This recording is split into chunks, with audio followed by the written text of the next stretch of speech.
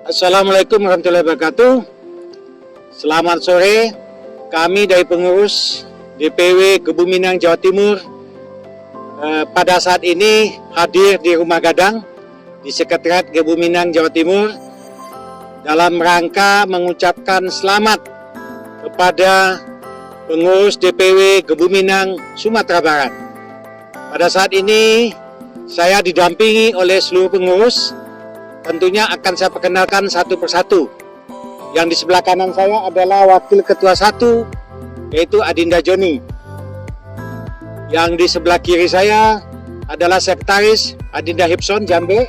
Sebelah kanan sana Pak Nuris, Ketua Bidang Koperasi. Di sebelah kiri lagi Wakil Ketua 2 Yondri. Yang di sebelah kiri Pak Yondri ada Wakil Ketua 3 Pak Daniel Caniago. Yang di sebelah Pak Nuris adalah Pak Padma sebagai Ketua Bidang Dakwah, dan di sebelah kanan paling ujung adalah Agus Budiman sebagai Ketua Bidang Pembangunan Rumah Gadang.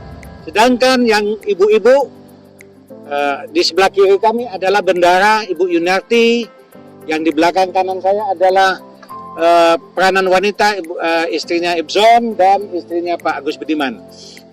Kepada seluruh pengurus Kebuminang DPW Sumatera Barat, mohon maaf tentunya kami dari Jawa Timur tidak bisa hadir dalam memenuhi undangan acara pelantikan Kebuminang Sumatera Barat pada saat nanti tanggal 17 September.